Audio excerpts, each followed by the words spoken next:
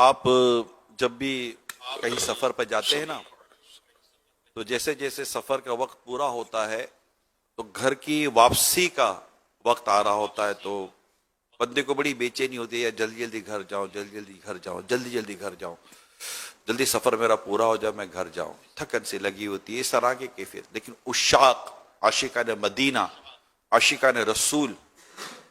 کی کیفیت یہ ہوتی ہے کہ جو مدینہ پاک کے وہ جو دن ہوتے کم ہوتے چلے جاتے ہیں، گھر کی واپسی کا جیسے جیسے وقت آ رہا ہوتا ہے تو ایک اداسی اور ایک غم کی کیفیت ان کی بڑھ رہی ہوتی ہے۔ بالکل معاملہ مدینہ منورہ کا مختلف ہے۔ اب دیکھیے کہ آپ دنیا میں سفر کر آ جائیں اور جیسے ہی آپ باہر آئیں تو پھر کہ یار چلو دوبارہ چلتے ہیں، تو آپ کا دل نہیں کرے گا نہیں یار ابھی تو آیا ہوں،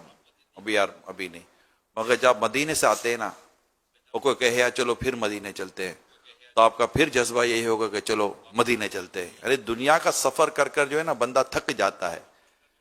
مگر مدینے کا سفر، تھکن تو ایک نیچرلی ایک چیز تو ہے، لیکن مدینے کے سفر کی ایک اپنی کشش ہے کہ بار بار جہاں جانے کا جو جی کرتا ہے نا، بار بار ہر بار جانے کا جہاں جی کرتا ہے، دل کرتا ہے، وہ میرے آقا کا شہر مدینہ ہے۔ دنیا دیا سفرا تو بندہ تھک بھی تے جانا ہے، دنیا دیا سفرا تو بندہ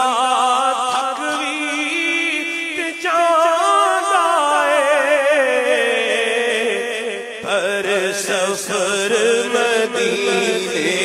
دا ہر وار بڑا سونا سونا، پر سفر مدینے دا ہے، سفر مدینے دا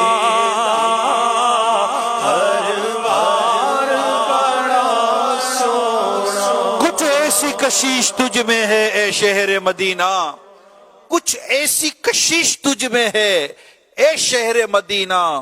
گو حاضری 100 بار ہو حسرت نہیں جاتی۔ پر سفر مدینے